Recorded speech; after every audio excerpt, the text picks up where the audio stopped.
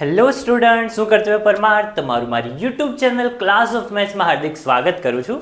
હવે આજે આપણે ભણવાના છે ધોરણ 8નું 11મું ચેપ્ટર અને એની એક્સરસાઇઝ 11.1ના આગળના દાખલા.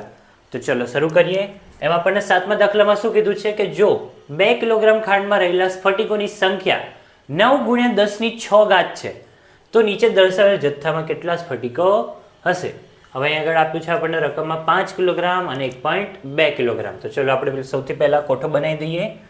તો ખાંડનું વજન અને સ્ફટિકોની સંખ્યા, આ બે મેઇન વસ્તુ છે. આપણે અહીંયા આગળ ખાંડનું વજનને આપણે x ધારી લઈશું, સ્ફટિકોની સંખ્યાને આપણે y ધારી લઈશું. ઓકે, ચલો પહેલું ખાંડનું વજન 2 કિલોગ્રામમાં કેટલા સ્ફટિકો છે? 9 × 10⁶. પછી આપણે શોધવાનું છે 5 કિલોગ્રામ માટે અને 1.2 કિલોગ્રામ માટે. ઓકે, હવે અહીંયા આગળ આપણે પહેલાં x1 x2 x3 એવું નામ આપી દઈએ.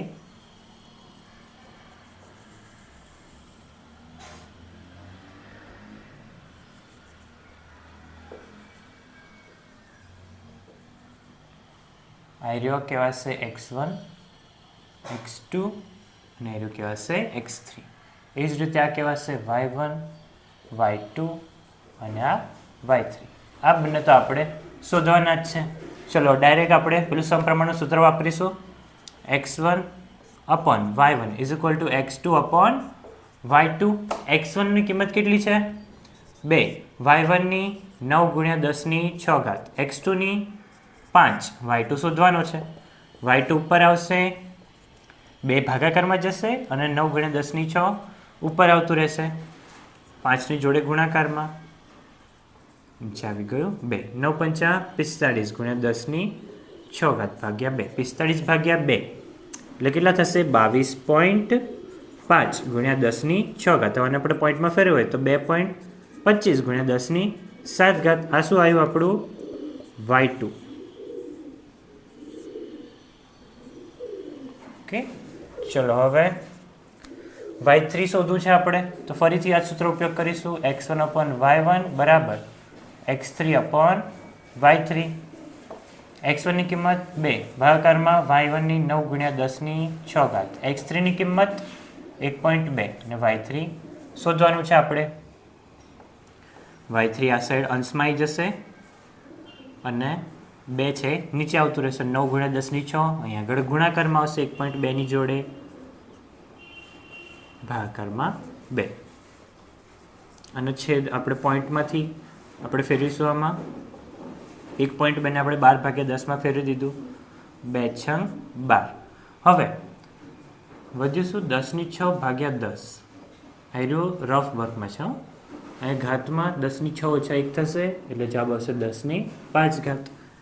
અહીંયા આગળ 9 × 6 × 10⁵. 9 × 54 × 10⁵. તો પોઈન્ટમાં ફેરવું હોય તો 5.4 × 10⁶. આ આવી ગયું આપણું y3.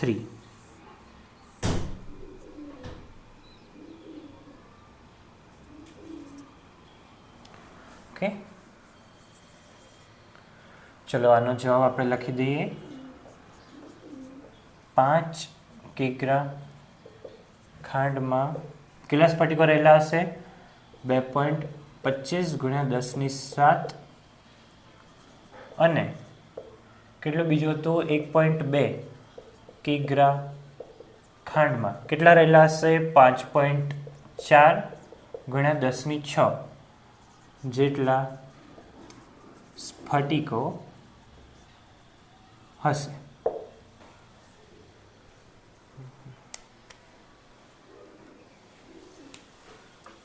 નેક્સ્ટ છે હવે 8મા નંબરનો દાખલો.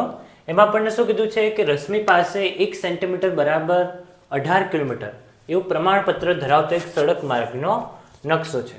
હવે જો ત્યાં સડક પર 72 કિલોમીટરનું અંતર કાપે તો તેના દ્વારા કાપેલ કુલ અંતર નકશામાં કેટલું દર્શાવ્યું હોય? ચલો સૌથી પહેલાં તો આપણે શું માપ આપ્યું છે આપણને? 1 સેન્ટીમીટર બરાબર 18 કિલોમીટર અને શેમાં આપ્યું છે? સડક માર્ગનો નકશો છે. તો અહીંયા આગળ આપણે એમ લખી દઈએ કે નકશામાં આપેલું અંતર. ઓકે, અને વાસ્તવિક કાપેલું અંતર. ઓકે, નકશામાં કેટલું અંતર આપ્યું છે આપણને? 1 સેન્ટીમીટર બરાબર કેટલું કાપે છે એ વાસ્તવિકમાં? તો કે 18 કિલોમીટર. પછી આપણને શોધવાનું શું કીધું છે કે 72 કિલોમીટર હોય તો નકશામાં કેટલું થશે? તો અહીં આગળ આપણે લખી દઈએ 72 કિલોમીટર. નકશાનો આવ્યો આપણે ક્વેશ્ચન માર્ક.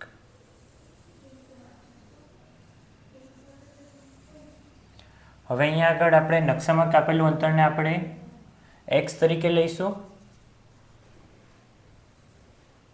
અને આને આપણે લઈશું x1 x2 અને લઈશું આપણે y1 y2 અને x અને આને y. ચલો આપણને સપ્રમાણતાનું પેલું સૂત્ર x1/y1 = x2/y2. x1 નું માપ કેટલું છે? 1/18 બરાબર x2 ભાગાકારમાં 72. હવે x2 આ સાઈડ 1 ગુણ્યા 72, 72 ગુણાકારમાં જશે ભાગાકારમાં 18 બરાબર x2. 18 નો ઘડિયો બોલો. 18 × 18, 18 × 2 = 36, 18 × 3 = 54, 18 × 4 = 72. તો 4 આવી ગયો માટે x2 બરાબર 4. કેટલું? સેન્ટીમીટર. આવી ગયો આપણો જવાબ.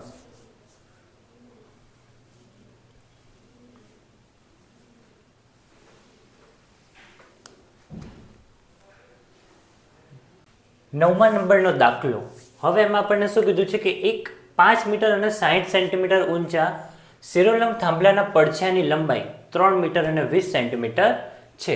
હવે આ જ સમયે આપણે આટલા ઊંચા થાંભલાની પડછાઈ શોધવાની છે અને આ પડછાયા પરથી આપણે થાંભલાની ઊંચાઈ શોધવાની છે. ચલો આપણે ગણીએ. પહેલું શું આવશે? થાંભલાની ઊંચાઈ અને પછી આવે પડછાયાની લંબાઈ. ચલો થાંભલાની ઊંચાઈ કેટલી આપી છે? 5 મીટર અને 60 સેમી. હવે આપણે મીટરને સેન્ટીમીટરમાં ફેરવીએ તો 100 વડે ગુણીએ એટલે 5 મીટરનું થયું 500 અને ઉપર 60 ઉમેરીએ એટલે કેટલા થયા? 560 સેન્ટીમીટર. એ જ રીતે નીચે 3 મીટર અને 20 સેમી છે એટલે 3 ના 300 અને 20 એટલે કેટલા થયા? 320 સેન્ટીમીટર. હવે નેક્સ્ટ છે 10 મીટર અને 50 સેમી. 10 metre 50 semi. 10 એટલે 1000 સેન્ટીમીટર અને આ 50 એટલે 1050 સેન્ટીમીટર. અને આ એરિયા શોધવાનું છે ક્વેશ્ચન માર્ક. પછી બીજા નંબરમાં 5 મીટર લંબાઈ. 5 મીટર એટલે કેટલા થશે? 500 સેન્ટીમીટર. એનો આપણે ઉપરનું શોધવાનું છે. ઓકે, કોઠો બનાવી દઈએ આપણે.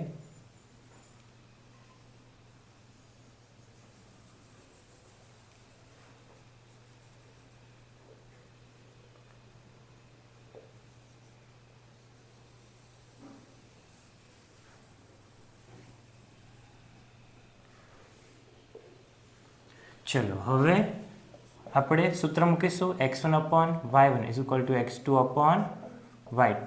અહીંયા આગળ x1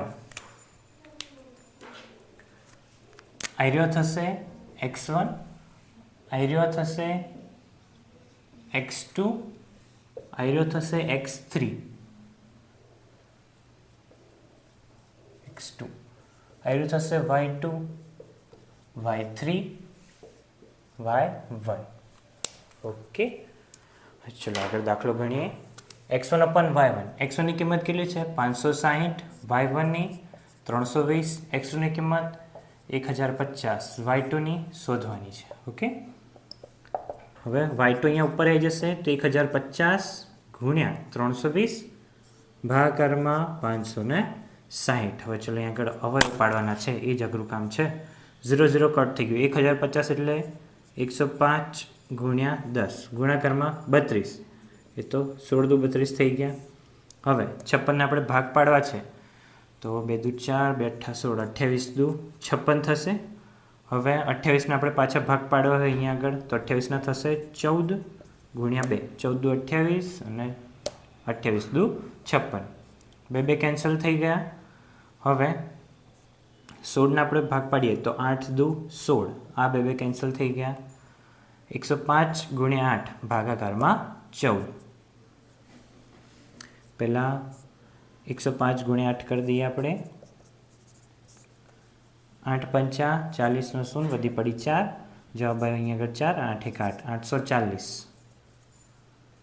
840 ગુણ્યા 10 ભાગાકારમાં 14. હવે 840ની જગ્યાએ આપણે 84 જ રાખીએ. 84 ભાગ્યા 14, 14 એકા 14, 14 દુ 28, 14 42 14 ચોક 56, 14 પંચા 70, 14 છંગ 84. તો ડાયરેક્ટ આવી ગયું. ચલો તો કંઈ કરવાની જરૂર જ નથી. 84 ગુણ્યા 10 ગુણ્યા 10, 840ને આપણે ભાગ પાડી દીધા. 84 ગુણ્યા 10, 14 છંગ 84 આવી ગયું. હવે ગુણાકાર કરીએ તો આનો જવાબ કેટલો થશે? 600 સેન્ટીમીટર. આ શું આવ્યું? Y2 600 centimetre. ઓકે, ચલો હવે next. x1 upon y1 is equal to x3 upon y3. હવે x1 ની કિંમત કેટલી છે? 560, y1 ની 320, x3 ની શોધવાની છે, y3 ની 500. હવે અહીંયા આગળ તો ડાયરેક્ટ સામે જ ગુણાકારમાં જ જતું રહેશે. 560 ગુણ્યા 500 ભાગાકારમાં 320 બરાબર x3. 0 0 કટ થઈ ગયો. હવે અવયવ પાડીશું. 56 એટલે 14 ચોક 56 ગુણ્યા 10, આ 560ના અવયવ પાડે. ગુણાકારમાં 50 એટલે 5 ગુણ્યા 10. નીચે ભાગાકારમાં 32 એટલે 16 દુ 32, અથવા આપણે એમ પણ લખી દઈએ ડાયરેક્ટ 8 ચોક 32. 4 4 કેન્સલ થઈ ગયા. હજુ અવયવ પડે 7 દુ 14 અને નીચે 4 દુ 8, એટલે 2 2 2 કેન્સલ થઈ ગયા. હવે આપણે ગુણાકાર કરીશું. 7 પંચા 35 અને 2 0, અને ભાગાકારમાં શું વધ્યું? 4 બરાબર y3, સોરી x3. અહીં આગળ આપણે ભાગાકાર કરીશું. 3500 ભાગ્યા 4, 4 અઠ્ઠા 32, 3 0 0, 1 0, 4 સત્તા 28, 2 20, 4 પંચા 20. ભાગાકાર કેટલો આવ્યો? 875. તો x3 બરાબર કેટલો આવશે? 875 સેન્ટીમીટર.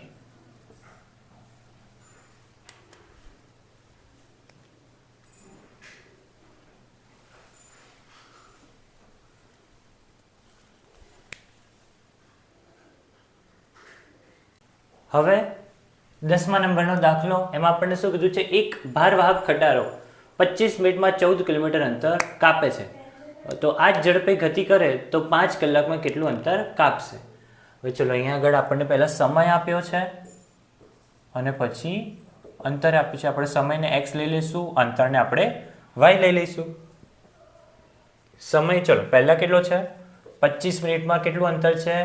14 કિલોમીટર. ઓકે, હવે એ જ રીતે બીજામાં આપણને શું આપ્યું છે? 5 કલાક.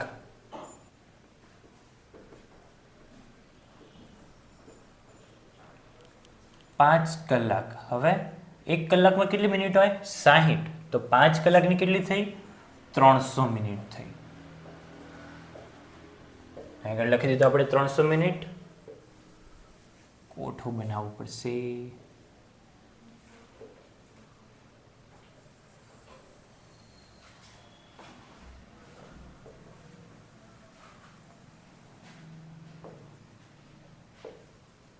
ઓકે, ચલો હવે આપણે સૂત્ર મૂકીશું. હા, અહીંયા આગળ x1 આવી રહ્યો, x2 આ, y1 y2. Okay, x1 upon y1 is equal to x2 upon y2. x1 ની કિંમત કેટલી છે? 25, y1 ની 14, x2 ની કિંમત 300, y2 શોધવાનું છે. y2 ને આપણે ડાબી સાઈડ લઈ જઈએ. 14 ભાગાકારમાં, સામે જાય તો ગુણાકારમાં. એ જ રીતે 25 અંશમાં છે, સામે જાય તો ભાગાકારમાં. હવે આપણે અવયવ પાડીશું. 25 ગુણ્યા કેટલા કરીએ તો 300 થાય, તો 25 ગુણ્યા 12 કરીએ તો 300 થાય, અને 12 ગુણ્યા 14 140, અને બીજા ઉપર આપણે 28 ઉમેરવાના છે એટલે 168 કેટલું આવશે કિલોમીટર. 168 કિલોમીટર ટ્રક ડ્રાઈવર ફર્યા હશે. બહુ પેટ્રોલ ઉડાડી દીધું નહીં.